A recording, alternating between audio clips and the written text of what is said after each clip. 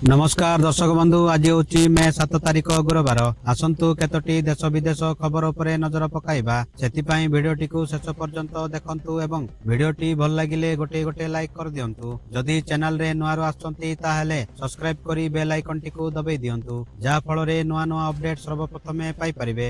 आजिर प्रथम खबर बिजेपी रो master plan. सामिको Bhattacharya पश्चिम Bangar deputy CM race रे सबुठु आगरे ही नाम। सामिको भट्टाचार्य जुलाई 2025 रु बंगला बीजेपी राज्य सभापति एवं 2024 रु राज्यसभा सदस्य अछंती। राज्य रे दलर सांगठनिक गठन को मजबूत करिबा एवं सहरांचल एवं अर्ध शहरी अंचल रे एहार उपस्थिति प्रतिष्ठा करिबार श्रेय तांकु दिया जाए। तांको नेतृत्व रे दल प्रथम थर पई बंगला रे 206 आसन सफलतार सह जीतिथिला। सामिक भट्टाचार्य 4 दशंधि रु अधिक समय धरी बीजेपी सहित जड़ित अछंती। 12 वर्ष पूर्वे 2014 मसिया रे से पश्चिम बंगर बसिरहाट दक्षिण विधानसभा निर्वाचन मंडली एक उपनिर्वाचन रे विजयी होई बीजेपी एकमात्र विधायक भाव में निर्वाचित होइतिले। से अन्य कौनसी दलर समर्थन बिना तृणमूल कांग्रेस पार्टी को परास्त करथिले बोली खबर मिलिछि। परवर्ती खबर बंगोपसागर रे सृष्टि होई पारे लघुचाप।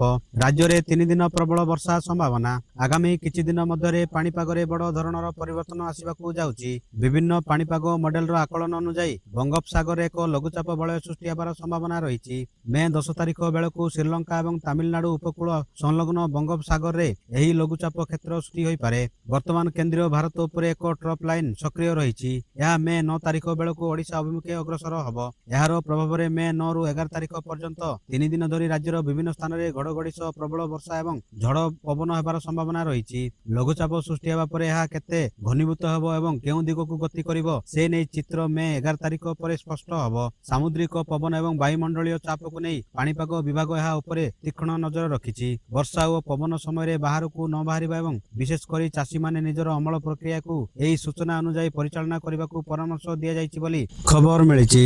परवर्ती खबर एआईएडीएमके रे विद्रोह। विजयंक टीबीके रे मिसिबे 35 विधायक। एआईएडीएमके दल मध्य रे अंत कंदल उग्र रूप नैतिबा खबर सामना को आसीछि। दलर मोट 47 जन विधायकक मध्यरु अधिकांश तमिलनाडु रे सरकार गठन पई अभिनेता विजयंक तमिलगा बैटरी काजगम बा टीबीके को समर्थन करबा को हाई कमांडक निकट रे दाबी करिसंती। एही नुआ विकास परे एआईडीएमके रे एक गुरुत्वपूर्ण विधायक दल बैठक को मध्य स्थगित रखा जायछि। दलर वरिष्ठ नेता सीबी शशुरगम एही असंतुष्ट विधायक मानक नेतृत्व नउचंती एवं तांको बासभवन रे एक प्रमुख बैठक हेबार संभावना रहिछि। एपरिकी दलर मुख्य एडापाड़ी के पालानीसामी को परीक्ष रे चेतावनी दिया जायछि जे जदि शीघ्र कोनोसी निष्पत्ति निया न जाय तेबे 35 विधायक दल छाड़ी विजय को समर्थन जणाई पारंती बोली यार खबर मिलुछि।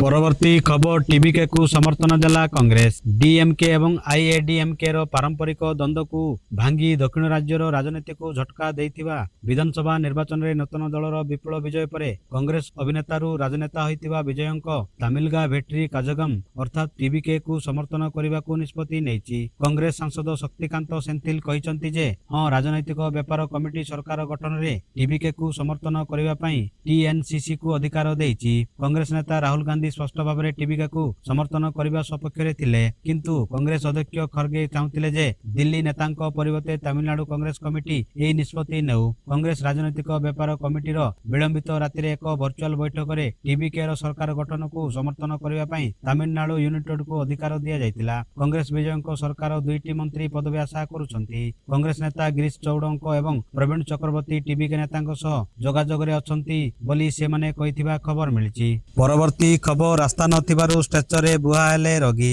रास्ता नथिबारु साही को आसी पारलानी एम्बुलेंस। 2 जण गुरुतर रोगी को स्ट्रेचर रे बही आनिबा परे शेष रे एम्बुलेंस जोगे डाक्तरखाना निया जायछि। एभली दृश्य देखिबा को मिलिछि केन्दुझर जिला हाटहिडी ब्लॉक हदगड़ पंचायतर जुणपसी साही रे। हदगड़ पंचायत पितानाव ग्रामर जुणपसी साही रे 30 रु ऊर्ध्व परिवार वास करूछंती। हदगड़ हस्ती अभयारण्य भितरे साहीटी रहितिबारु एठाकार लोके रास्ता पानीय जल विद्युत संयोगरु वंचित होइछंती। साहीर पंच झांपुआ ओ पुओ पुना झांपुआ असुस्थ होई पड़िथिले। उभयंकु डाक्तरखाना नेबा पई परिवार लोके एम्बुलेंस को फोन करथिले। एम्बुलेंस टी पितानाव देई जिबा बेले सुना सगड़ घाटी निकट रे अटकी रहितिला। गाँ को रास्ता नथिबारु एम्बुलेंस कर्मचारी समेत परिवार लोके उभयंकु स्ट्रेचर रे बही आनिबा परे एम्बुलेंस रे आनंदपुर डाक्तरखाना नेइथिले। उपखंड रास्ता नथिबारु जुणपसी साहीर लोके पंचायत कार्यालय को आसीबारे असुविधा सम्मुखीन होउचंती बोली खबर मिलिछि।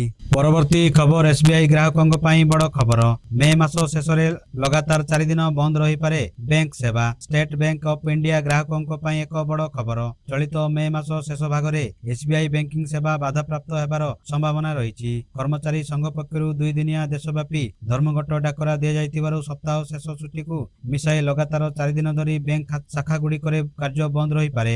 All India state bank of India staff federation ପକ୍ଷରୁ ମେ 25 ଏବଂ 26 ତାରିଖରେ ଧର୍ମଘଟ ପାଇଁ ନୋଟିସ ଦିଆଯାଇଛି। ତେବେ ଏହି ଧର୍ମଘଟ ପୂର୍ବରୁ କ୍ୟାଲେଣ୍ଡର ଅନୁଯାୟୀ ବ୍ୟାଙ୍କ ଛୁଟି ରହୁଛି। ମେ 23 ଶନିବାର ଚତୁର୍ଥ ଶନିବାର ଯୋଗୁଁ ବ୍ୟାଙ୍କ ବନ୍ଦ। ମେ 24 ରବିବାର ସାପ୍ତାହିକ ଛୁଟି। ମେ 25 ସୋମବାର କର୍ମଚାରୀ ସଂଘର ଧର୍ମଘଟ। ମେ 26 ମଙ୍ଗଳବାର କର୍ମଚାରୀ ସଂଘର ଧର୍ମଘଟ। ଏହିପରି ଭାବରେ ଲଗାତାର 4 ଦିନ ଧରି ବ୍ୟାଙ୍କ କାର୍ଯ୍ୟାଳୟଗୁଡ଼ିକରେ କୌଣସି କାର୍ଯ୍ୟ ହେବ ନାହିଁ। ଯଦି ଏହି ସମୟ ମଧ୍ୟରେ କୌଣସି ସରକାରୀ ଛୁଟି ପଡ଼େ ତେବେ ଧର୍ମଘଟ ମେ 27 ଯାଏଁ ମଧ୍ୟ ଲମ୍ବିପାରେ ବୋଲି ସଂଘ ଚେତାବନୀ ଦେଇଛି। ପରବର୍ତ୍ତୀ ଖବର ରୂପା ଦରରେ 6000 ଟଙ୍କା ବୃଦ୍ଧି। 2000 ପାର କଲା ସୁନା। ବିଶ୍ୱ ବଜାରରୁ ସକାରାତ୍ମକ ସଂକେତ ମିଳିବା ପରେ ଆଜି ଏମସିଏକ୍ସରେ ସୁନାର ମୂଲ୍ୟ 1% ବୃଦ୍ଧି ପାଇଛି। ଡଲାରର ଦୁର୍ବଳତା ଓ ଅଶୋଧିତ ତୈଳ ହ୍ରାସ ଏହି ବୃଦ୍ଧିକୁ ପ୍ରୋତ୍ସାହିତ କରିଛି। ଆମେରିକା ଓ ଇରାନ ମଧ୍ୟରେ ସଂଘର୍ଷ ଚାଲିଥିବା ବିଦାରର ସମାଧାନ ପାଇଁ ଆଶା ବୃଦ୍ଧି ପାଇବାରୁ ତୈଳ ମୂଲ୍ୟ ହ୍ରାସ ପାଇଛି। ଏମସିଏକ୍ସ ସୁନା ପ୍ରତି 10 ଗ୍ରାମ ମୂଲ୍ୟ ପ୍ରାୟ 2000ରୁ ଅଧିକ ବୃଦ୍ଧି ପାଇ 1,51,750ରେ ପହଞ୍ଚିଛି। ଅନ୍ୟପଟେ ଏମସିଏକ୍ସ ରୂପା ପ୍ରତି କିଲୋଗ୍ରାମ ମୂଲ୍ୟ 6,300 ଟଙ୍କା ବୃଦ୍ଧି ପାଇ 2,50,724 ଟଙ୍କାରେ କାରବାର କରୁଛି। ପୂର୍ବ ଅଧିବେଶନରେ ସୁନା ପ୍ରତି 10 ଗ୍ରାମ ମୂଲ୍ୟ 1,49,838ରେ ବୃଦ୍ଧି ପାଇ ଏବଂ ରୂପା ପ୍ରତି କିଲୋଗ୍ରାମ ମୂଲ୍ୟ 2,44,420 ବୃଦ୍ଧି ପାଇ ବନ୍ଦ ହୋଇଥିଲା ବୋଲି ସୂଚନା ମିଳିଛି। ପରବର୍ତ୍ତୀ ଖବର ସିଜିମାଳିରେ ଦୂର ହେଲା ଜଳ କଷ୍ଟ। ବେଦାନ୍ତ ଆଲୁମିନିୟମ ପକ୍ଷରୁ ପାନୀୟ ଜଳ ବ୍ୟବସ୍ଥା।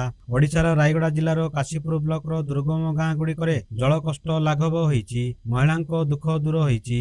ଡୁମେରପଦର ଶାଗୁବାରୀ, ଚୁଲବାଡ଼ି, ସୁଙ୍ଗେର, ଧାମନଘାଟି, ଶିଆଳିମାଳ ଏବଂ ଲଦାଖମନ ଭଳି ଗାଁ ଗୁଡ଼ିକରେ ପାଣିର ଉପଲବ୍ଧତା କେବେ ବି ସୁନିଶ୍ଚିତ ନଥିଲା। ଫଳରେ ମହିଳାମାନେ ପାହାଡ଼ି ପଥ ଦେଇ ଦୂର ଝରଣା ପହଞ୍ଚିବା ପାଇଁ ସେମାନେ ପ୍ଲାଷ୍ଟିକ ଏବଂ ଷ୍ଟିଲ ପାତ୍ର ଧରି ବାହାରକୁ ବାହାରି ଯାଆନ୍ତି।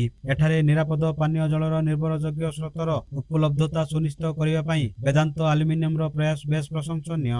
ଭୂତଳ ଜଳର ସ୍ତର ଏଠି 750 ଫୁଟ ପର୍ଯ୍ୟନ୍ତ ଗଭୀରତାକୁ ଖସି ଯାଏ, ଯାହା ପାରମ୍ପରିକ ଖୋଳାଯାଇଥିବା କୂଅର ଗଭୀରତା ଠାରୁ ବେଶ୍ ଅଧିକ।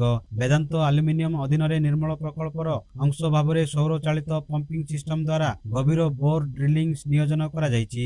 ଏହି ପାନୀୟ ଜଳ ପ୍ରଣାଳୀ ଗୁଡ଼ିକ ବର୍ତ୍ତମାନ 7ଟି ଗ୍ରାମରେ କାର୍ଯ୍ୟକ୍ଷମ, ଯାହାଦ୍ୱାରା 3000ରୁ ଅଧିକ ଲୋକ ଉପକୃତ ହେଉଛନ୍ତି ଏବଂ ଏହା ବର୍ଷସାରା ଗ୍ରାମବାସୀଙ୍କୁ ନିରାପଦ ପାନୀୟ ଜଳ ପ୍ରଦାନ ସୁନିଶ୍ଚିତ କରୁଛି।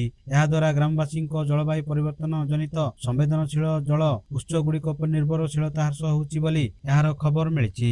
ପରବର୍ତ୍ତୀ ଖବର ମେ 8ରୁ ମାଟ୍ରିକ ସପ୍ଲିମେଣ୍ଟାରୀ ପରୀକ୍ଷା ପାଇଁ ଫର୍ମ ପୂରଣ। ମାଟ୍ରିକ ସପ୍ଲିମେଣ୍ଟାରୀ ପରୀକ୍ଷା ପାଇଁ 8 ତାରିଖରୁ ଆରମ୍ଭ ହେବ ଫର୍ମ ପୂରଣ। ମେ ମାସ 18 ତାରିଖ ଯାଏଁ ଫର୍ମ ଫିଲ୍ଅପ୍ ପ୍ରକ୍ରିୟା ଚାଲିବ। ଗତ ହାଇସ୍କୁଲ ସାର୍ଟିଫିକେଟ ପରୀକ୍ଷାରେ ଅକୃତକାର୍ଯ୍ୟ ହୋଇଥିବା ଛାତ୍ରଛାତ୍ରୀମାନେ ସପ୍ଲିମେଣ୍ଟାରୀ ପରୀକ୍ଷା ପାଇଁ ଏହାର ସୁଯୋଗ ନେଇପାରିବେ। ସେହିପରି ମାଟ୍ରିକ ପରୀକ୍ଷା ଫଳକୁ ନେଇ ଯେଉଁ ପରୀକ୍ଷାର୍ଥୀଙ୍କ ମନରେ ଅସନ୍ତୋଷ ରହିଛି ସେମାନେ ଚାହିଁଲେ ରିଚେକିଂ କିମ୍ବା ଆଡିସନ ଲାଗି ଆବେଦନ କରିପାରିବେ। ଏଥିପାଇଁ 11 ତାରିଖରୁ ଆବେଦନ କରିହେବ। ମାଧ୍ୟମିକ ଶିକ୍ଷା ପରିଷଦ ୱେବସାଇଟ ଜରିଆରେ ଛାତ୍ରଛାତ୍ରୀମାନେ ଅନଲାଇନ ଜରିଆରେ ଆବେଦନ କରିପାରିବେ, ଯାହା ଲାଗି ନିର୍ଦ୍ଦିଷ୍ଟ ଦେୟ ଦେବାକୁ ହେବ। ମେ ମାସ 22 ତାରିଖ ଯାଏଁ ଏହି ଆବେଦନ କରିହେବ ବୋଲି ବୋର୍ଡ ତରଫରୁ ବିଜ୍ଞପ୍ତି ପ୍ରକାଶ କରାଯାଇଛି ବୋଲି ଏହାର ସୂଚନା ମିଳିଛି। ପରବର୍ତ୍ତୀ ଖବର ଟିଏମସି ବିଧାୟକ ଦଳ ବୈଠକରେ ଗର୍ଜିଲେ ଦିଦି, ବହିଷ୍କାର କରନ୍ତୁ ଇସ୍ତଫା ଦେବିନି। ଟିଏମସି ବିଧାୟକ ଦଳ ବୈଠକରେ ଗର୍ଜିଲେ ମମତା ବାନାର୍ଜୀ। ପଶ୍ଚିମବଙ୍ଗ ନିର୍ବାଚନ ଫଳାଫଳ ଉପରେ ତୀବ୍ର ଆପତ୍ତି ପ୍ରକାଶ କରି ଟିଏମସି ମୁଖ୍ୟ ମମତା ବାନାର୍ଜୀ ଦୃଢ଼ ଭାବରେ କହିଛନ୍ତି ଯେ ତାଙ୍କର ପରାଜିତ ପ୍ରାର୍ଥୀମାନଙ୍କୁ ଏକ ଷଡ଼ଯନ୍ତ୍ରର ଅଂଶ ଭାବରେ ବଳପୂର୍ବକ ପରାସ୍ତ କରାଯାଇଛି। ସେ ଏଥିପାଇଁ ନିର୍ବାଚନ କମିଶନ, ପଶ୍ଚିମବଙ୍ଗ ପୋଲିସ, ସିଆରପିଏଫ ଏବଂ ମୁଖ୍ୟ ନିର୍ବାଚନ ଅଧିକାରୀଙ୍କୁ ଦାୟୀ କରିଛନ୍ତି। ସେ ଆହୁରି ଅଭିଯୋଗ କରିଛନ୍ତି ଯେ ତାଙ୍କ ଦଳର 1500ରୁ ଅଧିକ କାର୍ଯ୍ୟାଳୟ ହାଇଜାକ୍ କରାଯାଇଛି। ରିପୋର୍ଟ ଅନୁଯାୟୀ ନବନିର୍ବାଚିତ ଟିଏମସି ବିଧାୟକଙ୍କ ସହ ଏକ ବୈଠକ ସମୟରେ ମମତା ବାନାର୍ଜୀ କହିଛନ୍ତି, ବଙ୍ଗଳା ପରେ ଇଣ୍ଡିଆ ମେଣ୍ଟ ଦଳ ଏବେ ଏକଜୁଟ ଅଛି। ମୁଁ ଇସ୍ତଫା ଦେବି ନାହିଁ। ମୋତେ ବହିଷ୍କାର କରନ୍ତୁ। ମୁଁ ଚାହୁଁଛି ଏହାକୁ କଳା ଦିବସ ଭାବରେ ପାଳନ କରାଯାଉ। ଆମକୁ ଦୃଢ଼ ରହିବାକୁ ପଡ଼ିବ। ବିଧାନସଭା ଅଧିବେଶନର ପ୍ରଥମ ଦିନରେ ସମସ୍ତ ଟିଏମସି ବିଧାୟକ କଳା ପୋଷାକ ପିନ୍ଧିବା ଉଚିତ। ଯେଉଁମାନେ ବିଶ୍ୱାସଘାତକ କରିଛନ୍ତି ସେମାନଙ୍କୁ ଦଳରୁ ବହିଷ୍କାର କରାଯିବ। ମୁଁ ହସୁଛି। ମୁଁ ସେମାନଙ୍କୁ ନୈତିକତା ଆଧାରରେ ପରାସ୍ତ କରିଛି। ମୁଁ ଏକ ମୁକ୍ତ ପକ୍ଷୀ। ମୁଁ ସମସ୍ତଙ୍କ ପାଇଁ କାମ କରିଛି। ଆମେ ହାରିଯାଇଛୁ କିନ୍ତୁ ଆମେ ଲଢ଼ିବୁ ବୋଲି ମମତା ବାନାର୍ଜୀ କହିଛନ୍ତି ବୋଲି ଏହାର ଖବର ମିଳିଛି। ଆଜିର ଖବରଟିକୁ ଏଇଠି ରଖୁଛି। ପୁଣି ନେଇ ଆସିବି ଲେଟେଷ୍ଟ ଅପଡେଟ୍। ସେ ପର୍ଯ୍ୟନ୍ତ ବିଦାୟ ନେଉଛି। ଜୟ ହିନ୍ଦ, ଜୟ ଭାରତ।